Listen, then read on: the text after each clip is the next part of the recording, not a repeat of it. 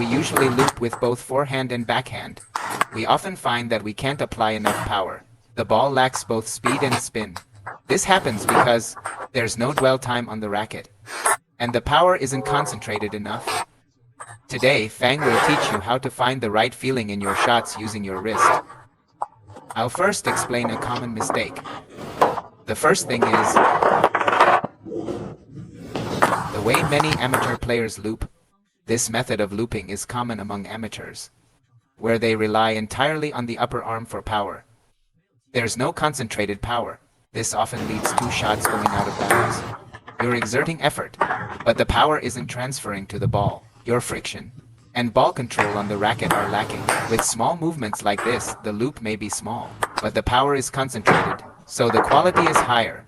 I can incorporate my backhand flick into my backhand loop. The difference is that it just feels like a slightly smaller action.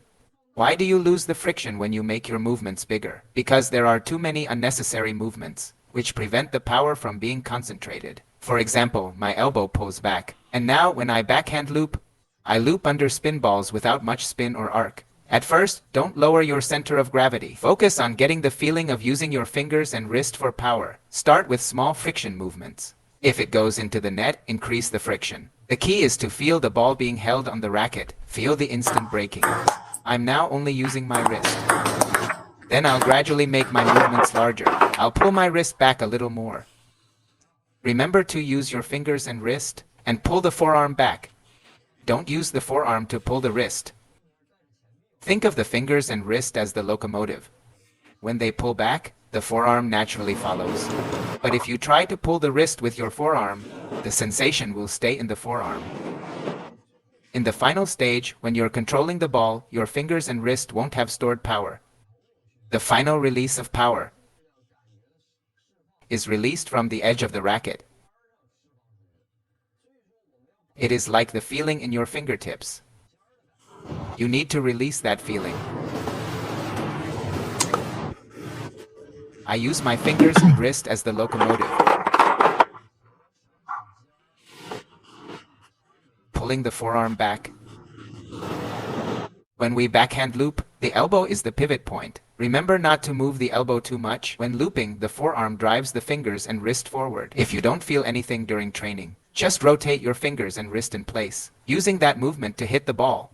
Use short, explosive power to create friction forward. Use this motion to hit the ball. It's okay if the ball doesn't go over. The main goal is to experience the friction when contacting the ball. If you feel it, it will feel like you're making a more solid contact with the ball than before. The moment you hold the ball, the friction becomes stronger. That's right, because you haven't added your body yet. Okay, now use your body. The ball might loop over. On the basis of this action, I'll add a bit of forearm strength. Use the forearm to slightly increase the movement, but don't change the original ball contact feeling.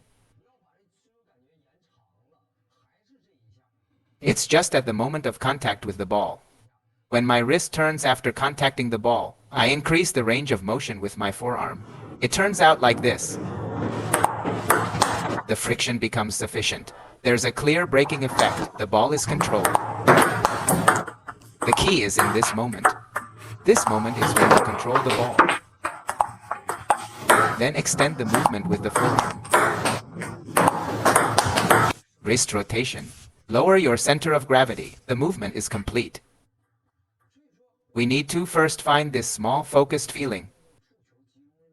Then we slightly increase the range of motion. It's the same with the forehand loop. Start with small motions to find the feeling. See, this friction movement is very small. Just use your fingers and wrist to try out the friction. At the moment of contact, grip the racket tightly. Once you have the feeling, you can add the body's strength, complete the motion. In the end, it's still about this feeling. But now I add the entire body's strength. Now the loop looks like this. Use your fingers and wrist. Alright, I'll add some forearm. Add some forearm. Still keep this area as the core. Just add some forearm, then give it a bit more power. Then use the waist strength. Finally, add the leg strength. the movement becomes complete. Right, add the legs.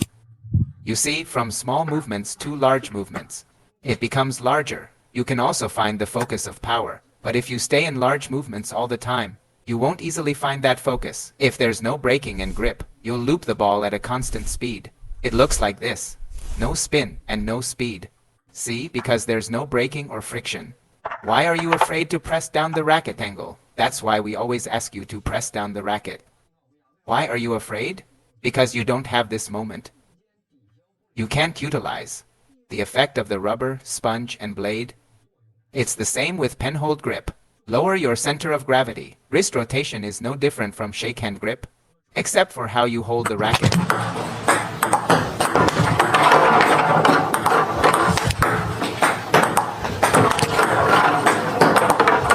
By joining my membership, you can watch more than 10 videos in advance and access 30 professional tutorial videos by Fangbo. These videos cover everything from beginner basics to advanced techniques, because it's possible for him to push it to your forehand area, ensuring you'll find the skills you need. The cost ranges from $1 to $3, depending on your region. Thank you all for your support.